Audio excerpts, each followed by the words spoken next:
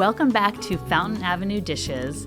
Emily and I are here today with a very special guest. He is a professor at Franklin and Marshall College, and we have a really fun conversation ahead of us. Yeah, so I'm going to let Josh introduce himself, but I also thought I should tell you a little bit about how we got to know Josh. So we walk our kids to school. There are a number of families that do so, and so Josh and I every day would walk the kids to school. Maybe we'd nod, maybe we'd wave, but that was kind of the gist of it because no one really wants to get into it at 7:45 in the morning. But one day, I don't remember exactly how, but we started talking about, how's your daughter doing? How's your kids doing? Great. We started talking about the parking situation on the side of the road. And then we started to say, oh, hey, who are you? And what do you do other than walk your children to school? And when I heard that Josh was a professor at FNM, psychology professor, specifically in ethics and morality, I thought that was so cool, especially because Anne and I talk so much too about how morality and ethics are included in our discussions around food. Are certain foods good and bad? And we'll get into this as we talk. But really, I was just like, wow, we're aligned. We have some more things to talk about professionally than just our kids in school. So, Josh, I want to let you give your own little elevator pitch as to who you are and your background, because we'll probably botch it. But I just wanted to let you know we're glad to have you here as a neighbor, as a friend, and an expert in your field. Yeah, thank you so much. This is really, really great. I'm an associate professor of psychology at Franklin and Marshall College, and my research focus is on moral development and on moral beliefs generally, how people make ascriptions of, how people decide what kinds of entities deserve moral concern and what kinds of things are less deserving of moral concern. And I've done a lot of work also on ideas about purity and naturalness and disgust. And so even though my focus is on morality, I find myself consistently coming back to questions that revolve around food in various ways. And I think food is just such a rich topic, and there is so much psychologically interesting happening. So it's, also really great to get to talk to people who know about the food from the more kind of practical side of eating. Oh, that's exciting. Yeah, well, we have a lot of questions for you today, but we thought we would start with some fun, easy ones, because I feel like these things are just interesting to everyone, like coffee or tea. Coffee. I like tea, but I have gotten dependent enough on caffeine that black tea is not enough. Sweet or salty? Both, ideally. But savory, salty, typically over sweet. Okay. And I feel like we're already we can't decide. Okay, that is me. Yeah, these are hard questions. Okay, and I'm a person who can never choose a favorite, so I actually tried to tailor these so they were you didn't have to get stuck. I took out the what is your favorite food, because I'd be like, oh my gosh, there are so many. Okay, so Anyway, something that's always in your refrigerator. That's a good question. We pretty much always have oat milk, and for the coffee and the tea, and then typically hummus is very much a go-to that I will put on anything. So, what is your favorite meal? Breakfast, lunch, or dinner? I think usually dinner, but depending on the breakfast, it could be breakfast. Yeah, depending on how hungry you are when you wake up in the morning. Do you have a favorite restaurant here in Lancaster? I love Callaloo. I'm really partial to them and love their spice, and I think they just have really, really interesting dishes. Norbu is another favorite. Oh, good. Yeah, they're good ones. Yeah. Omnivore or vegetarian? I'm actually vegan. Oh, okay. Yeah. Good. That wasn't in my question. Yeah.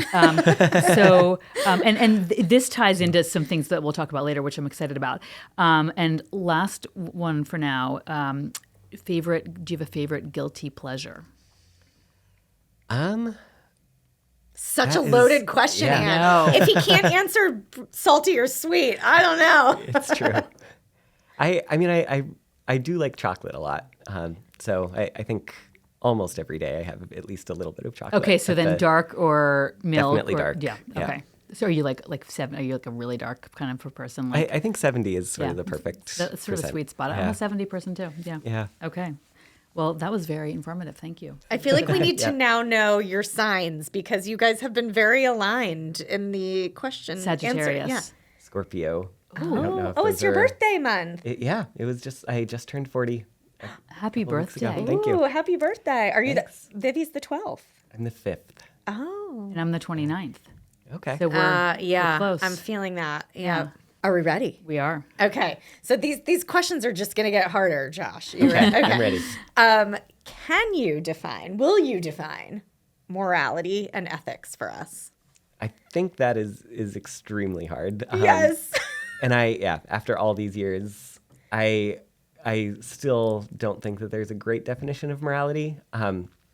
I co-wrote a commentary a couple years ago on a paper that was trying to define morality, where we argued that it's not really worth attempting to even define it, that it just can mean so many different things to different people and is very culturally contingent and hard to really kind of demarcate clearly, and it might just not be a very meaningful category. And there are plenty of languages that don't have a word for morality. Ooh. that Can you tell us any languages I- that don't have? Off the top of my head, I don't remember. That's but, interesting. But yeah, they're definitely. So given that you don't have a definition per se, how do you approach that with your students? And do you have any favorite topics to discuss with them?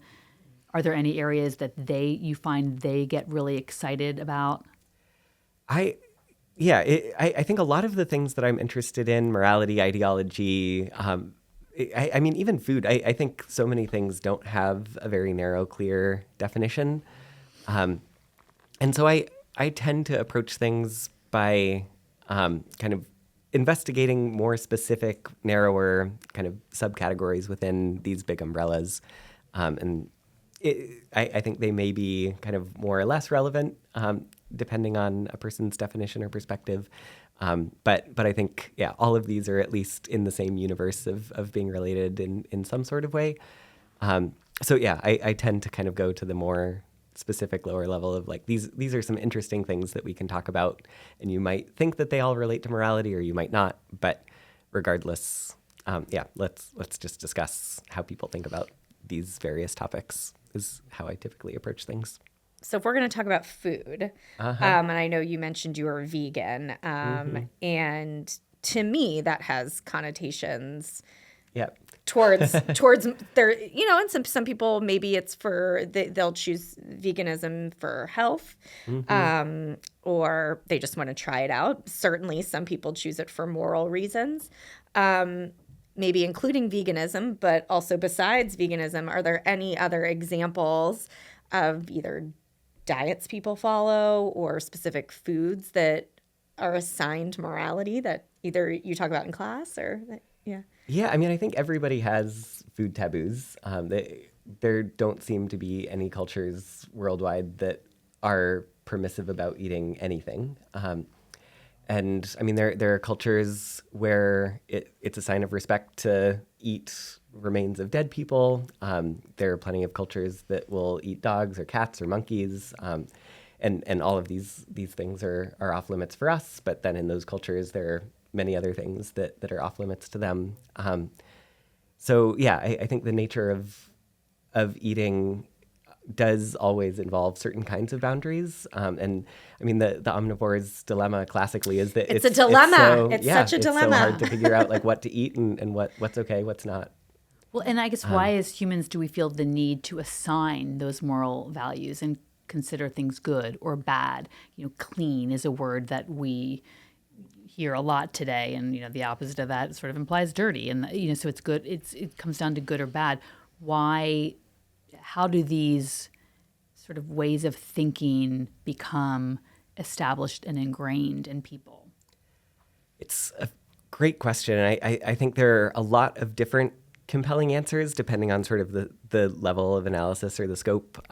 Give us some specifics. So, yeah, I think if you look kind of historically, there are some anthropologists who have made a fairly convincing case that a lot of food taboos are around animals that could be okay to eat, but in the long run might end up being sort of detrimental. So if you look at prescriptions against pork, for example, both Jewish people and Muslims say that pork is off limits and that's dirty, and it gets moralized, but the historical reason for that seems to be that pigs eat a lot of the same kinds of food that people eat.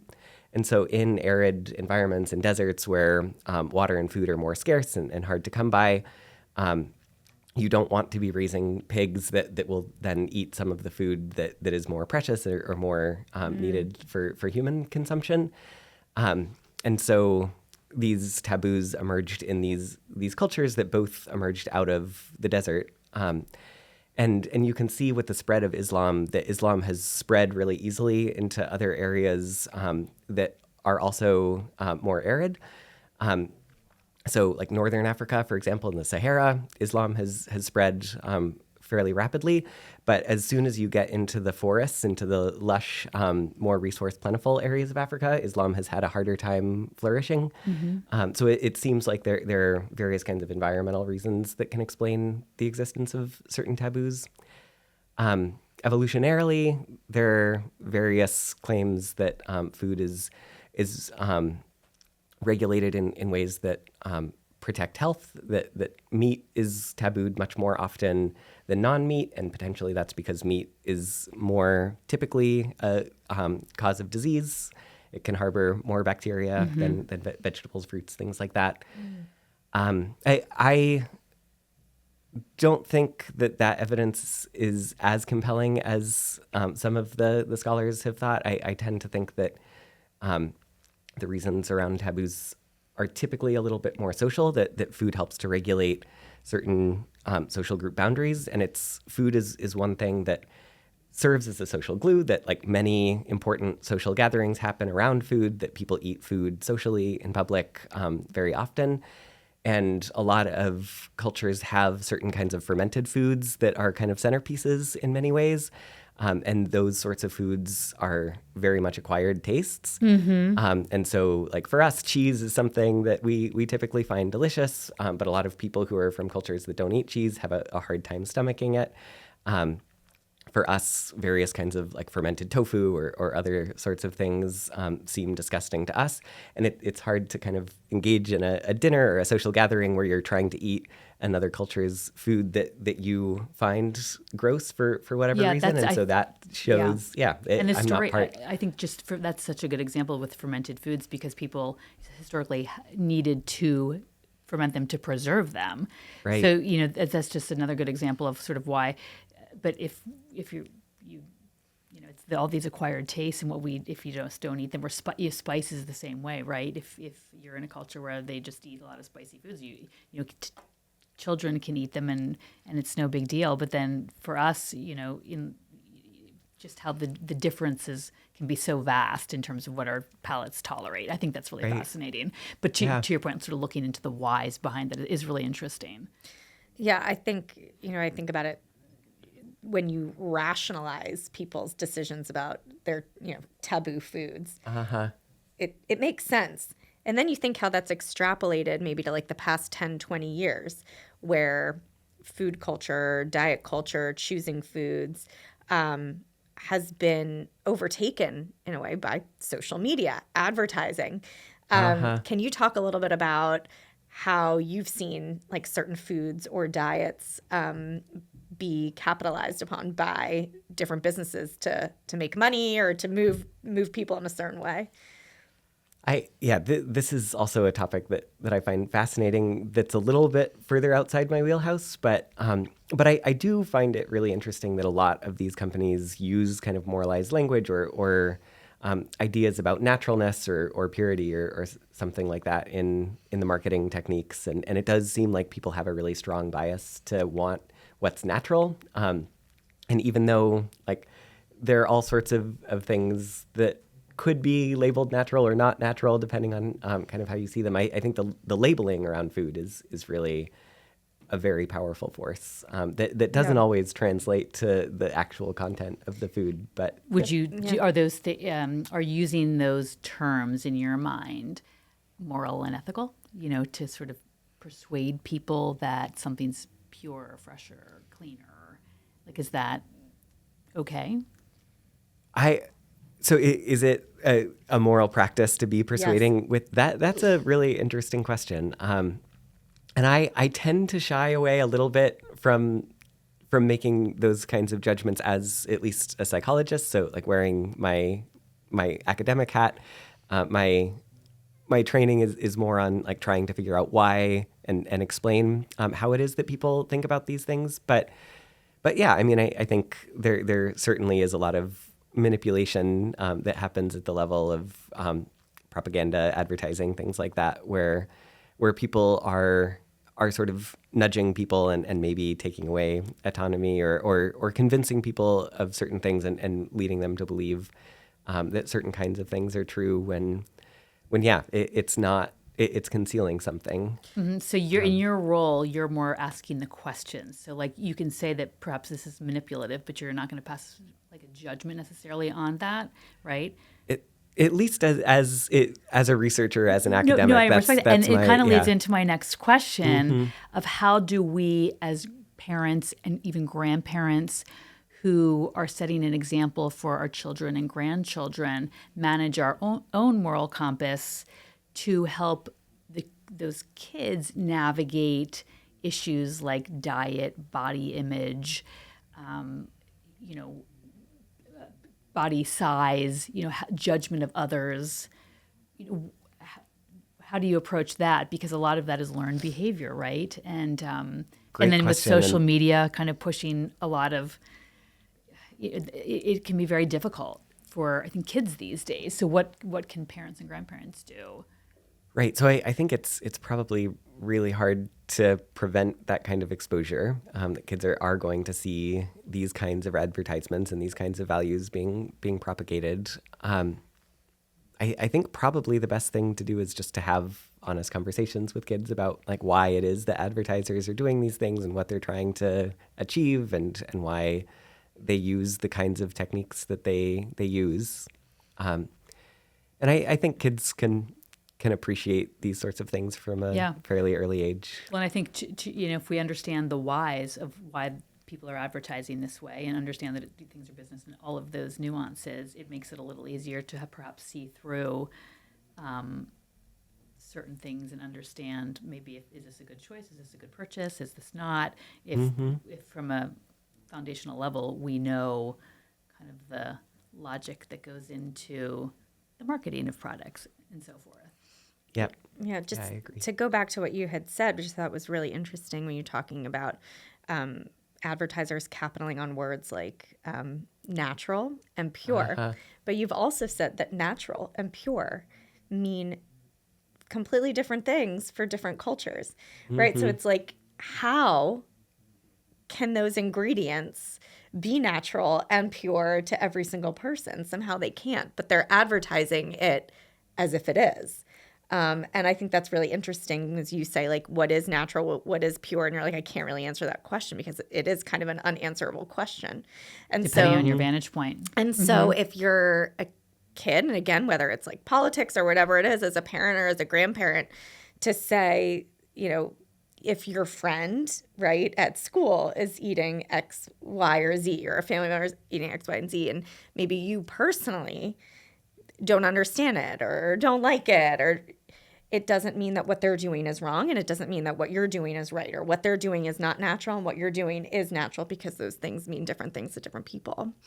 Right. And so kind of on that same topic, what exactly is like lunchbox culture at school when kids are kind of at lunch and they're sitting down? Tell us a little bit about how you see lunchbox culture these days. Yeah. So first, just on that like earlier point about purity and naturalness, I think those words can get attached to all sorts of different things. But I think it does tend to be the case that purity is associated with kind of holiness, goodness, morality, fairly universally from what we can tell. And so by attaching that concept or that label Right. to something, it does sort of elevate the goodness, and then therefore kind of detract from the goodness or increase the badness of things that are labeled as not pure, not natural. And I think naturalness is especially tricky. We got some Dr. Bronner's soap recently, and there was something on it saying like this is 100% made from things that were found on Earth, or like made from the Earth, or something like that. It's like, I mean, So, yeah, like, everything anything. is like natural in some way. Like Yeah. it's I mean, not you're not gonna supernatural. come on, Dr. Bronner's. You're not gonna trick the professor of psychology, okay? but that rhetoric is still like very appealing. Yes, I do to like their anyone. soaps. They smell so good. Yeah, Like, you know, yeah. it's true. They do. Peppermint. If you're listening, Dr. Bronner, yes. Yes. Peppermint. But yeah, lunchbox culture, I think, is another example of how social eating tends to be. And I have a colleague at the University of North Carolina in Greensboro who's done some research on the ways in which kids from an early age start policing what other kids have in their lunchboxes. And if it's not sort of normative for American culture, kids can be ostracized, shamed for various kinds of foods. And a lot of kids from other cultures tend to feel shy or not great about eating their foods cultures around sort of the majority culture in the United States. And yeah, this is something that, already food is creating these social boundaries from a Is that just an early age. intrinsic desire to feel that the way we do, like I do something is better than the way somebody else does something? Like what, because that, I think we've all observed that, but do you see a why to that? Like, is it like Yeah. a gut? Is it like a gut check? Like, am I doing it right? Because I'm doing it right, and if you're not doing it how I'm doing it, then how do I know And I'm does doing it, it right? do we intuitively want to be better? And if like our way should be right, can you boil it down to something as simple as that innate feeling?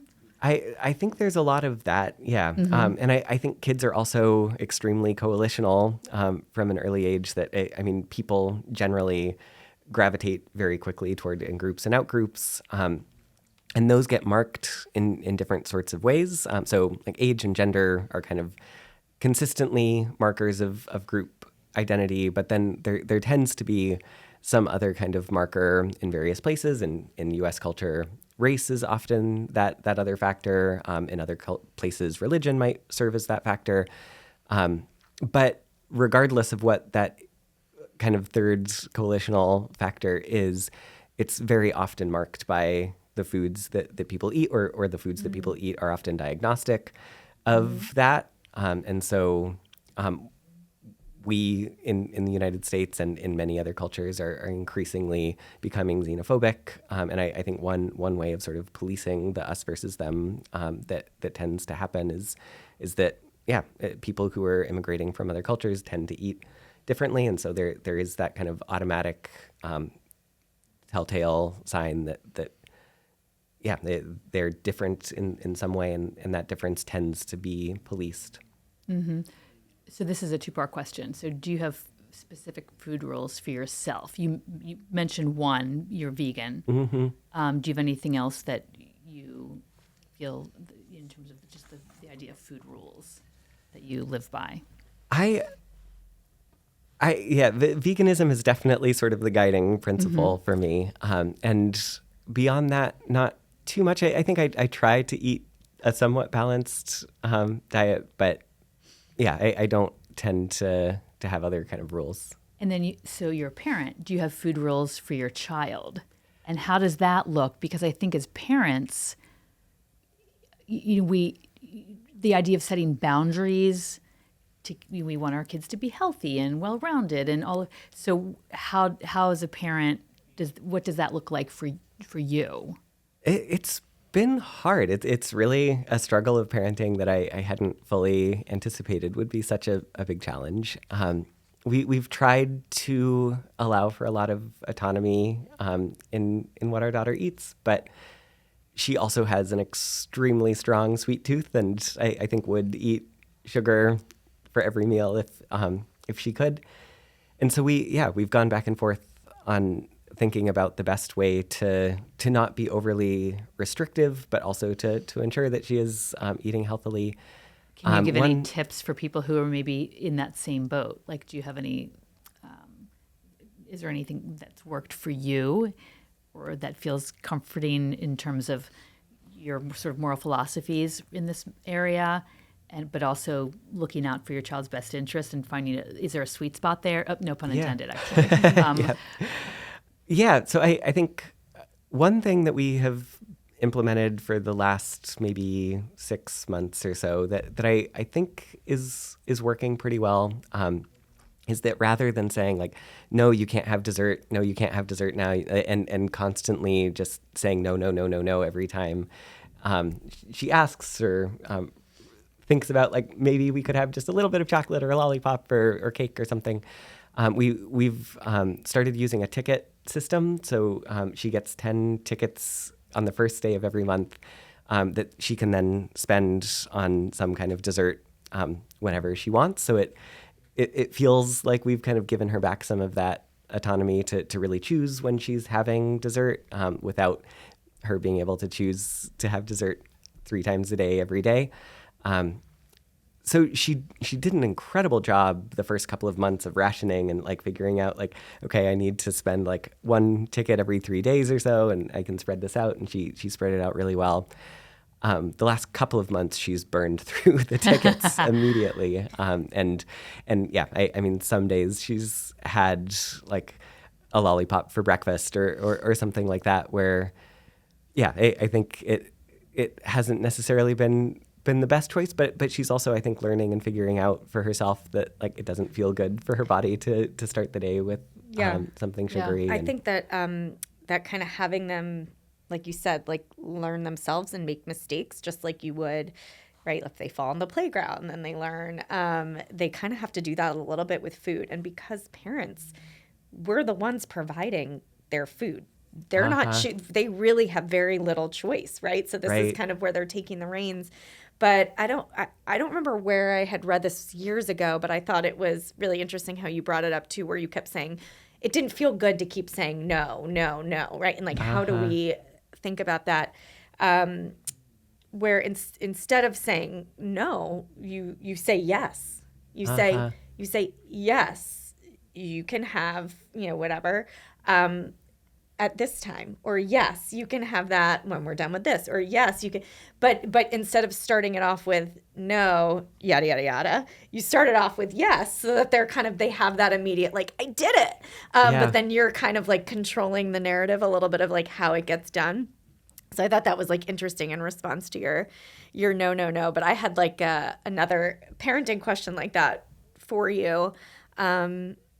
My kids, mostly buy lunch at school. And one came home and said she had like a hot dog. And I was like, okay, that's a choice, whatever. And then the next day, what did you have? I had a hot dog. Day 3, I had a hot dog. And as many of our, readers and listeners and viewers know, I am less of the no kind of parent and more of the yes kind of parent when it comes to food. But this was a really interesting dilemma because I am a proponent of variety. So even if you're eating a hot dog, it's not good or bad.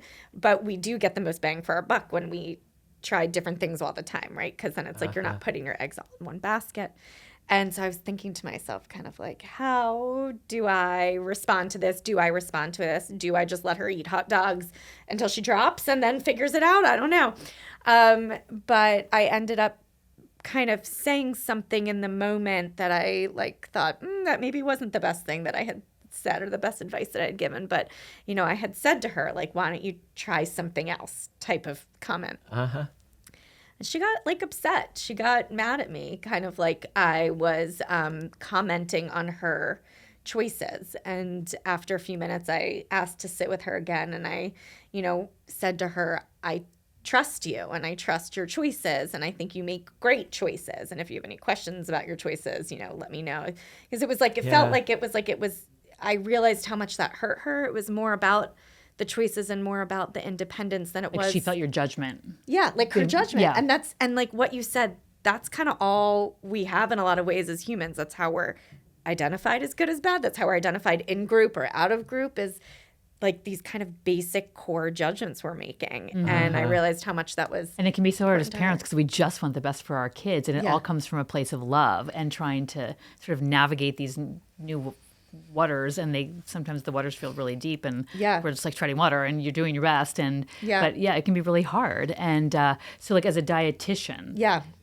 Responding to Josh's like doing the tickets. Yes. Like what, like how did, from your dietitian perspective, like do you have a thought on that? No, I think every family is different, and I have not heard that one before. Mm-hmm. I do feel like the tickets is aligning like reward. Like tickets in my mind feel like reward.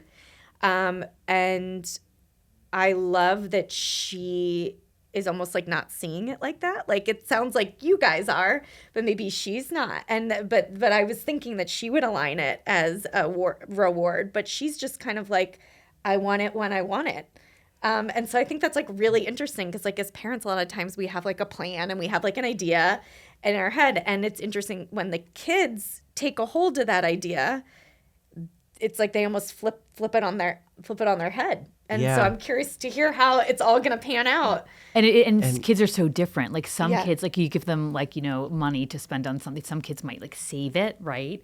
And like just allocate it over time and really be careful. Yeah. And other kids are, and adults too, right? Have like $20 and it burns a hole in their pocket. They want to spend it. So I'm sure there is just, we're all different, right? And Emily and I are always saying this, like one, just in the area of health and nutrition, like one size doesn't fit all. What's right for one person is just not for the other. And I think we are in that culture where we want that answer and that quick fix.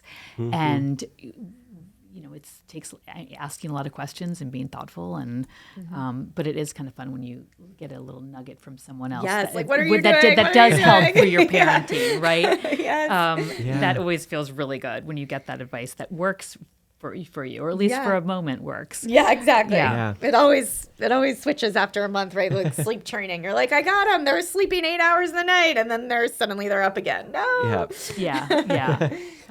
So, and we've had so many discussions like that with like kids who don't want to eat a lot of food. Like they're very choosy about what they decide to put in their mouth. And Emily and I have both had challenges with that in our families. And they most of the time they end up eating a variety over time. And there's it's just a natural. Some kids just start out liking more things than others. And we have a joke in our family that my younger son, who really didn't like a lot of things when he was young, we got to the point where he was a teenager, and I was sitting at the dinner table one night, and I'm like, you know what? Like, maybe like we just have to accept that you don't like sweet potatoes, and because I would always encourage them just to take one bite, just like, and then like maybe the next time, sometimes it takes multiple exposures. But we kind of sat there, and I kind of laughed, and I thought, you know what? Like he is going to be a fine human being if he does not like sweet potatoes. And just because I love sweet potatoes doesn't, so sometimes I think we just, have these, like, it's like we want to accomplish things for our kids that maybe don't need to be accomplished. Yeah. But it is really hard to not have that kind of helicoptery tendency and to, I think it's really easy to fall back into accidentally using food as a reward or something like that. Yes. Or like giving a reward for eating healthy food or something like that. And it's and just the crossroads of like if nothing's really good or bad, like how we decide ultimately what kind of is good or bad. It's just it's something that we could just talk about forever because there's I also feel like, too, for the first 4 years of life or whatever, your kids are with you. They're only eating mostly around you. And it's all about kind of like your little family. And then they get thrown into the world and they're eating lunch at school and figuring things out. And so they're hearing have to let them. So many messages. The other night, my son was eating. And typically what I have to do, because, again, he's chooses some things, not others. I'm separating foods. I'll make, one dinner for all of us, but I keep it separate, and then I'll mix it together kind of for everybody else. And he said, "What are we having?" And I said, "This, but I'm gonna keep the chicken and noodles separate." And he was like, "Well, I'd actually like want to have it all together, like you guys are having it." I was like, "Okay." So I kept it separate, some separate just in case. Backup plate. I like mix it together, and I put it, and it was mushrooms and peppers with the chicken and noodles. And the rest of us really liked it, and we're eating it. And he said he just dug right in. He took his fork and he stabbed the mushroom and just ate it fully whole. And I could see his face, and I thought he was gonna gag, but he swallowed it. And then he took the whole pepper, put it right in, chewed it, and swallowed it. And I was like, "Well, how'd you like it?" And he was like, "Not my favorite," but then moved on.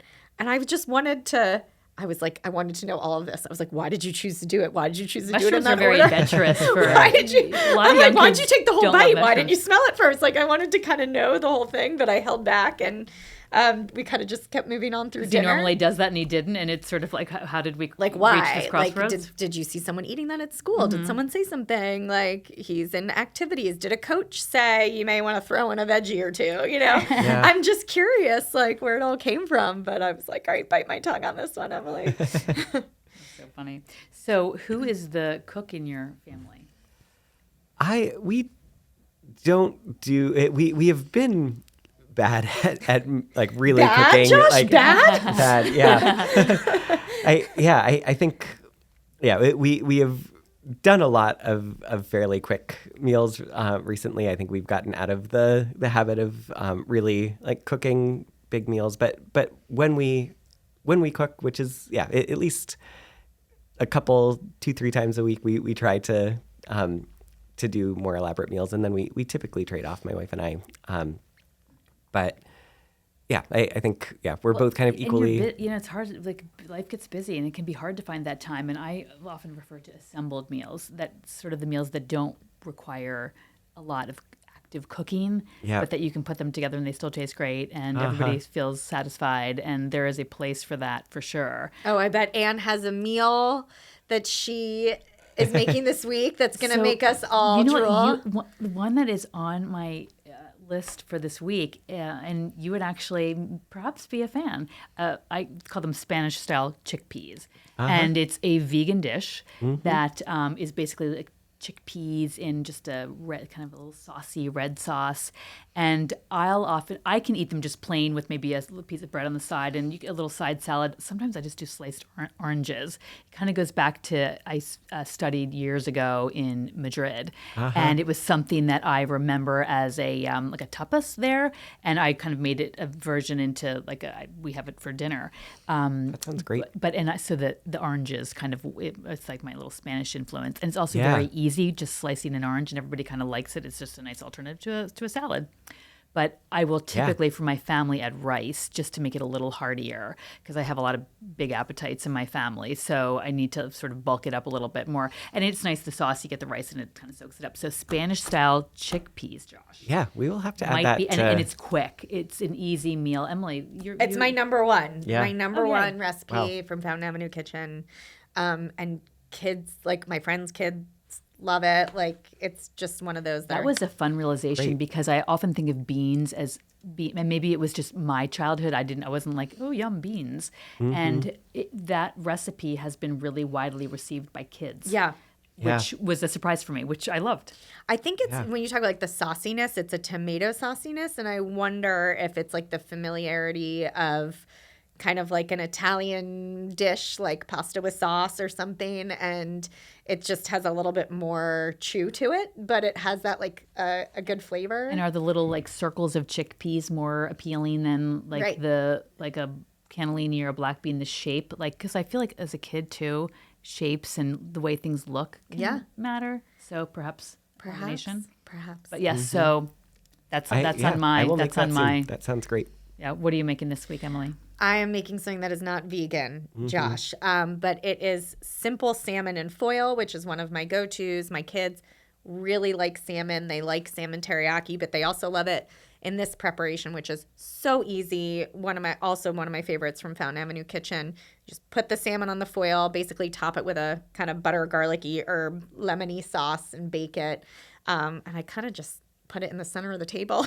Let's have at it, family style. So, and then I can have the leftovers for lunch the next day, like a little salad bowl. I love leftovers for lunch. The Spanish chickpeas, you could pack them up, take them to work with you. Wait, hold on. This is the best dish for Josh. You know why? Why? Because yes, you can have them for dinner, but Anne and I have also had them for breakfast. Yes. Okay. So this is like your dinner/breakfast combo meal that like you have in your dreams. Yeah. Because you can't decide. So here you go. Yep. It's true. Yep. And yeah, I love chickpeas, and yeah, it also gets the sweet and the salty together. Ah, there you go. Yeah. And I grew up very much a cereal, kind of more of a sweet kind of carb type breakfast. And I remember hearing about like people in Japan would eat fish for breakfast. And when we went, just going back to what people from other cultures have in their lunchbox. And I just thought, because it wasn't what we did, I just thought that was so funny. And I couldn't imagine eating fish. And I grew up on, but Emily and I, we talk about this. We've both evolved to really enjoying a savory breakfast and eating leftovers for breakfast. And sometimes we say people who looked at what we would eat for breakfast were probably like, why are you eating that I'm for only breakfast? telling you this. And I'm like, fine, I'm only telling you this. But there was definitely kale salad on my breakfast. And it was delicious. So we don't judge. And that whole question of like, what's your favorite meal? There's a lot of fluidity there, right? You know, you could have anything at any meal and that is okay. And so it was delightful having you here. I feel like we like to ask questions and you really gave us a lot to think about. So yes, we appreciate. You're such a good sport. Thank you, Josh. Thank you.